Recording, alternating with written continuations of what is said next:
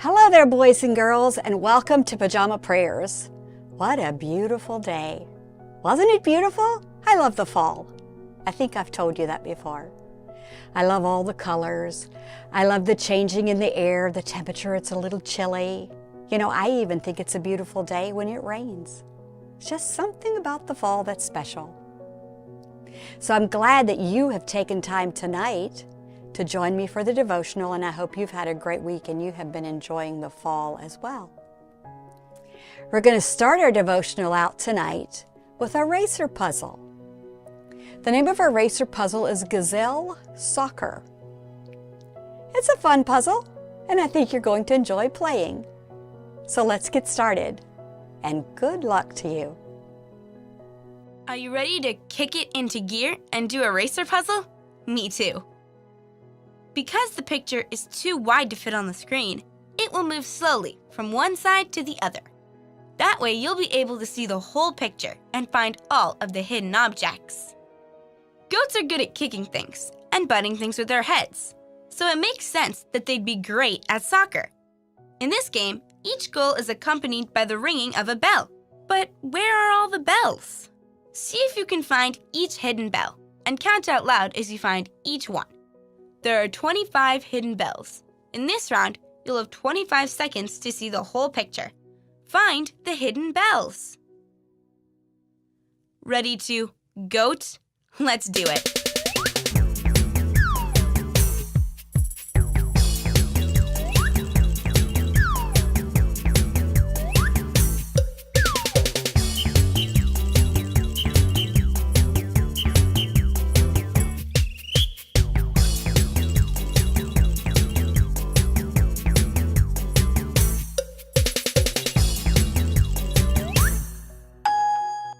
How many bells did you find? If you found 10, you're a true believer. Okay, let's try it again. Only this time, you'll have a whole minute to find as many bells as you can. Ready? Go!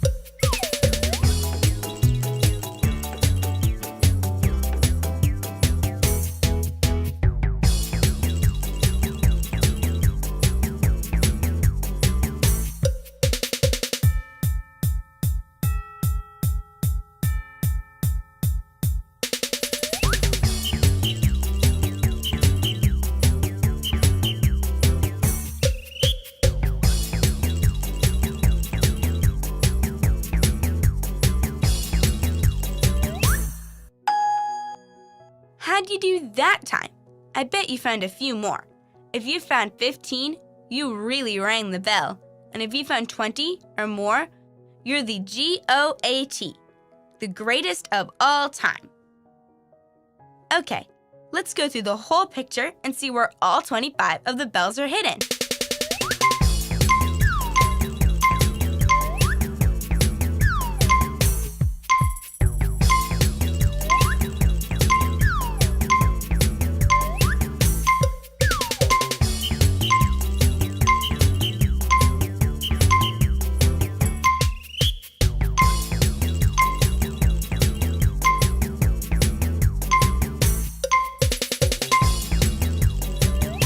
It looks like the orange team's goal just won the game. Well, did you have fun playing that? You know, I thought that this puzzle was probably one of the easiest puzzles that we've ever played. Something about finding those little bells that it just seemed easy. I hope you found it easy, and I hope you were successful at finding all of them. Wouldn't that be amazing? As long as you had a good time, that's all that really matters, though. Tonight's story is about giving thanks. And it ends up the bears do have a good time, but it starts out a little bit rough. And as I read it, you'll see what I mean. So let's go ahead and start reading. The name of the story is The Berenstain Bears and the Prize Pumpkin. The Berenstain Bears and the Prize Pumpkin by Stan and Jan Berenstain.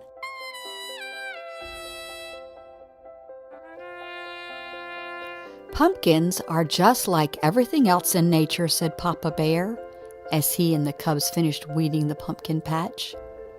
No two of them are exactly alike. That's for sure, agreed Brother Bear. Look at that funny flat one, and that lumpy one over there. Then there was the giant, which is what Papa had named one that just seemed to be getting bigger and bigger. Why is it that no two things are exactly alike? Asked Sister Bear.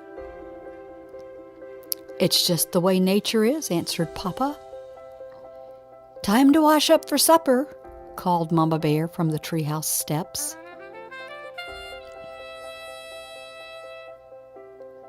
What about Queenie McBear's twin brothers? Asked Sister. They certainly look a lot alike, said Papa. But I've noticed that Mrs. McBear can tell them apart quite easily. In you go, said Mama, shooing her family into the house. But Sister didn't go right in. She stood on the stoop for a moment and looked out over Bear Country. It was well into fall, so the days were getting shorter. Halloween had come and gone, and pretty soon the bears would start thinking about Christmas. But right now, Bear Country was aglow in the setting sun. Farmer Ben's well-kept farm looked especially fine, with its baled hay and corn shocks and pumpkins casting long shadows. I guess nature's pretty amazing, Sister said, as she looked out over the beautiful scene. It's the most amazing thing there is, said Mama. Come on now, in you go. Farmer Ben's farm sure looks beautiful in the setting sun, said Sister as the family sat down to supper. Said Papa grumpily. Farmer Ben's not such a much. Not such a much, said Mama. Why, Ben is the finest farmer in Bear Country. And besides, he's one of your best friends. Well, that may be so, said Papa.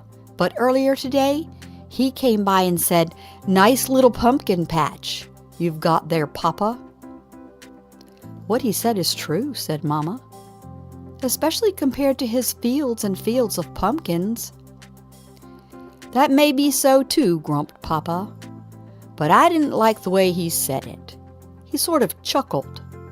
My patch may be small, but the giant is big. It may be the biggest and best pumpkin in all Bear Country. What do you think about that?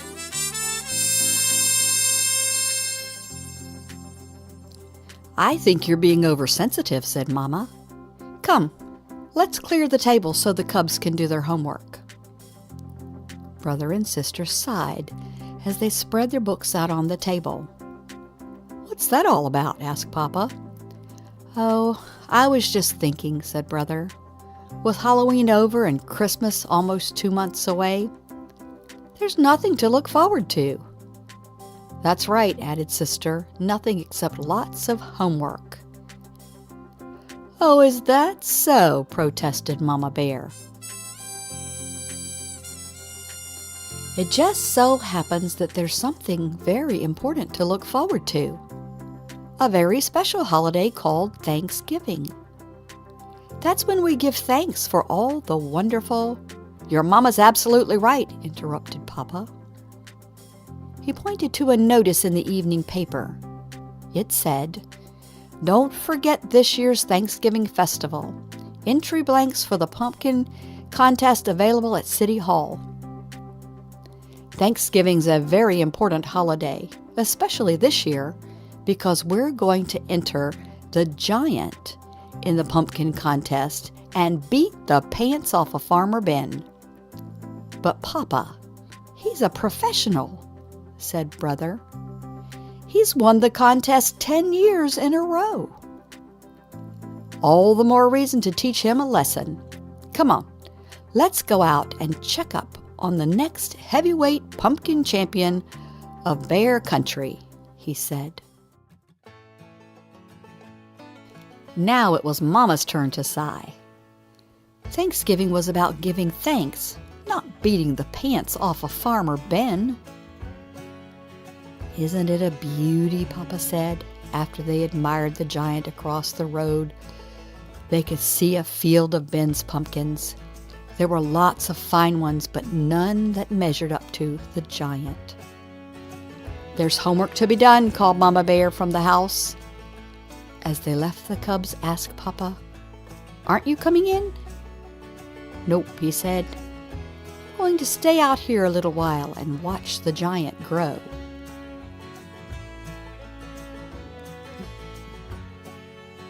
And grow it did.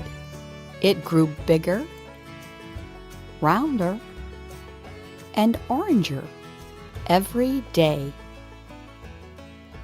When Papa and the cubs went to City Hall to get an entry blank for the contest, they saw the place where the winning pumpkin would be on display. "We can't lose," said Papa. In their mind's eye, they could see their pumpkin in the place of honor. Mama tried to remind them what Thanksgiving was really about. But every time she did, Papa would interrupt. "You'll have to excuse me, my dear," he'd say. "It's time to water the giant." He not only watered it on a regular schedule and gave it special plant food, he also covered it with a blanket at night and tucked it in against the cold. One afternoon, the cubs got off the school bus with something important to tell Papa, but they were stopped in their tracks by what they saw. He was talking to the giant. Mama explained that Papa had bought a book from the swindler Ralphish Ralph about how to encourage your plants to grow by talking to them. "Well," said Brother, "I don't suppose it can do any harm." "It sure could harm his reputation," said Sister, "if anybody saw him talking to a pumpkin." Papa," Brother said, "a cub at school told me he went on a class trip to Ben's farm and saw some pretty big pumpkins, especially one really big that Ben calls the monster.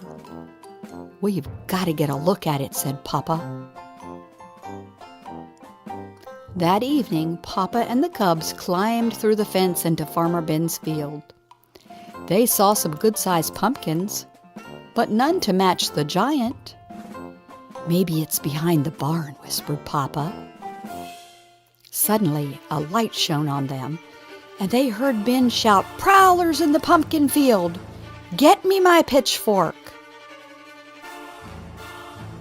They got out of there so fast, Papa tore his overalls climbing through the fence. "What have you been up to?" asked Mama Bear when they got home. Nothing much," said Papa. "Just strolling in the moonlight." The weekend before Thanksgiving arrived, and it was time for the big festival. The Bear family got there just in time. The pumpkin judging was about to begin. There were many fine pumpkins in the contest, but Papa was sure that none could measure up to the giant until he saw the monster. It was at least as big and round and orange as his pumpkin, and maybe, just maybe, a little bit bigger, rounder, and oranger. Oh no! The bears waited nervously while the judges studied, measured, and weighed, and then studied, measured, and weighed some more. Finally, they made their announcement. The first prize winner and still champion. Of course, that meant Farmer Ben had won. It was close. It turned out that Ben's monster was just a little bigger, rounder, and oranger than Papa's giant. But that wasn't the worst of it. The giant didn't even come in second. A beautiful pumpkin grown by Ms. McGriz won second prize. The giant came in third. Papa and the cubs were crushed and very quiet as they pushed their third prize winner home. It wasn't until they reached the crest of a hill that overlooked Bear Country that Mama decided to have her say. I know you're disappointed, but third prize is nothing to be ashamed of. Besides, Thanksgiving isn't about contests and prizes. It's about giving thanks. And it seems to me that we have a lot to be thankful for. Perhaps it was Mama's lecture, or maybe it was how beautiful Bear Country looked in the sunset's rosy glow. But whatever the reason, Papa and the cubs began to understand what Mama was talking about. Even more so on Thanksgiving Day, after the bears gave thanks for the wonderful meal that they were about to enjoy, Sister Bear gave her own special thanks. I'm thankful, she said, that we didn't win first prize. If we had, the giant would be on display in front of City Hall instead of being part of our yummy pies we're going to have for dessert. As the laughter faded and the bears thought about the blessings of family, home, friends, and neighbors, they knew deep in their hearts that there was no question about it. Indeed, they did have a great deal to be thankful for. The end.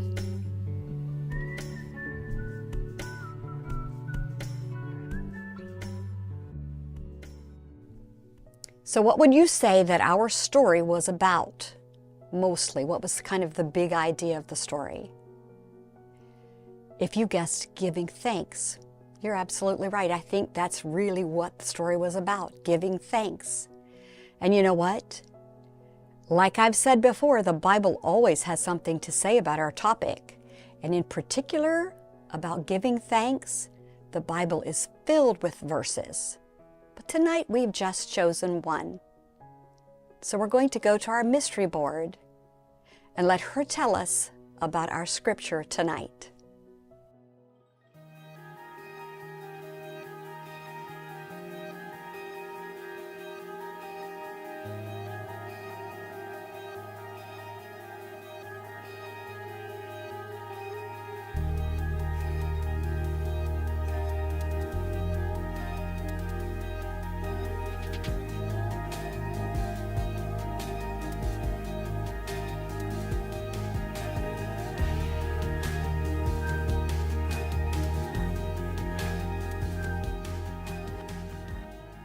I have searched the Bible, and this is what I found.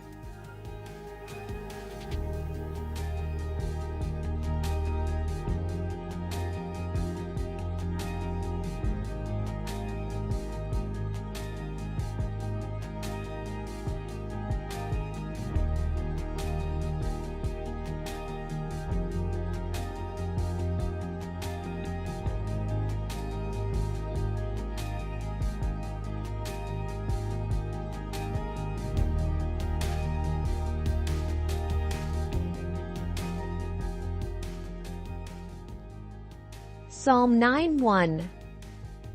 I will give thanks to you, Lord, with all my heart.